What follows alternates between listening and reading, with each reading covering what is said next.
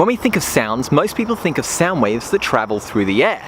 But this isn't the only way that humans can perceive sounds. Another awesome way is via bone conduction, which uses the bones inside the skull. Watch on to find out more.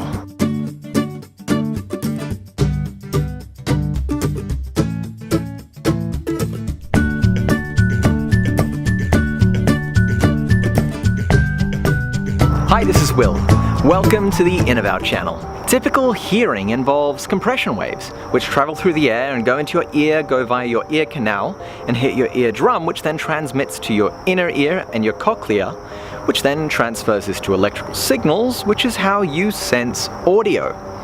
Bone conduction bypasses the need for air vibration by sending the vibration directly to the cochlea via the cranial bones. Many hearing assistance devices use this as their operational technique, as this can get around the issues of having a blocked ear canal or damaged eardrum. Some companies that create this sort of device include Cochlear and Oticon. I'll leave links in the descriptions below. Have you ever found that your voice sounds different when a recording of yourself is played back? You hear your voice mostly through the vibrations in your skull, not so much from the air vibration in your ear canal. This is one reason why you sound slightly different when you listen to recordings of yourself. Usually, recordings will sound a lot higher pitch and your internal voice will sound a lot lower pitch. Block your eardrum and you can kind of hear what you internally sound like. Have you ever gone underwater and found that your hearing is completely muffled?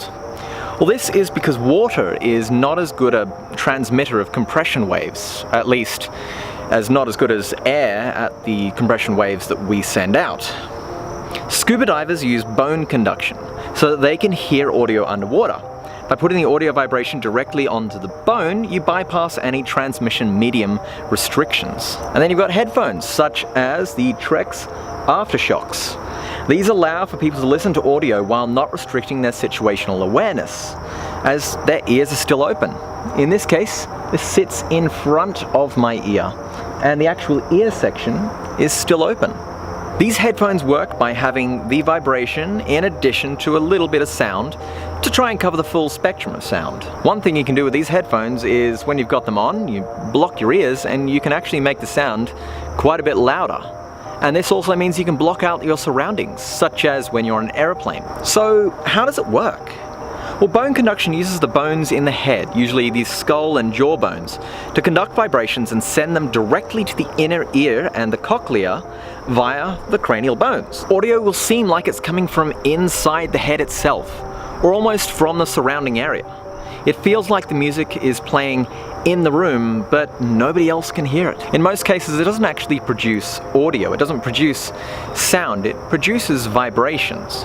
These vibrations come in on little rubber pads in this case, which then sit against your head and vibrate slowly against the bone, which then sends it through the skull. Now, like with any other sounds, if the surrounding sounds that you're also perceiving through your ear are too high, then no, you won't be able to hear as well from these headphones. So if you're in a loud environment or you're catching a bus home or something like that, you may not be able to hear so well. But then, as I mentioned before, if you're able to block your ears somehow, maybe just with some earplugs, you can easily block out these external sounds. In order to get a louder sound from bone conduction, the device needs to vibrate at a greater amplitude in order to get more vibration from the device.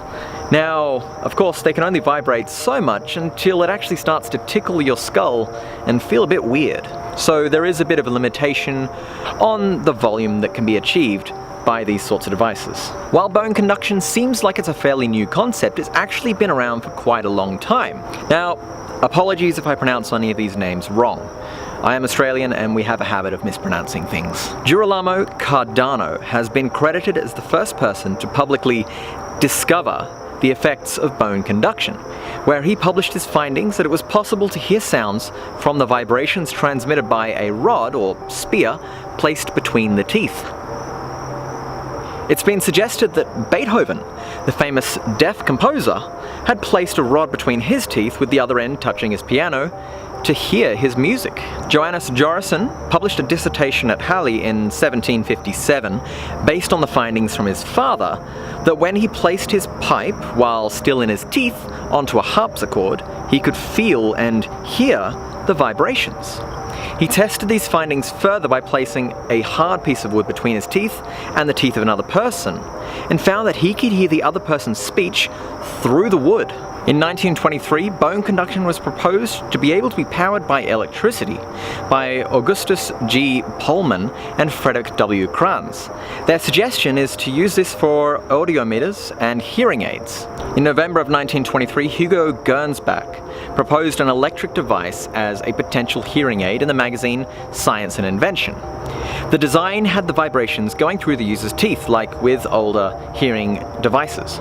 Later in 1934, Gernsback revised his bone conduction idea with the phonosone that conducted vibrations via a headphone worn against the forehead. E.H. Greibach of Sonotone filed for a patent for a bone conduction device, and this patent was awarded in 1939, but not without interference litigation by Acousticon. The design was a major improvement over earlier bone conduction hearing aids, and this design is still in use today. Over the 20th century, bone conduction expands to many more areas, including underwater, where the components are housed within a watertight casing attached to the head, which allows for divers to be able to hear sounds underwater and be able to talk to each other.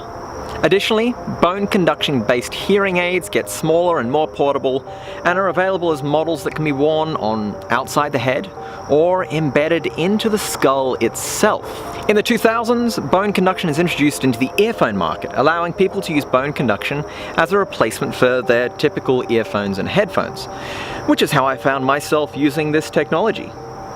As a runner and cyclist, it is much safer to be able to hear my surroundings and not block out the world. Also, it's safer for your ears, since you can't damage your eardrums by playing your music too loud. There have been many more applications of bone conduction proposed, such as a vibrating bus window so that travelers can tap into advertisements while resting their head on the windows. After all that history, who knows where bone conduction is going to take us next? Leave your comment in the comments section down below, and thank you for watching.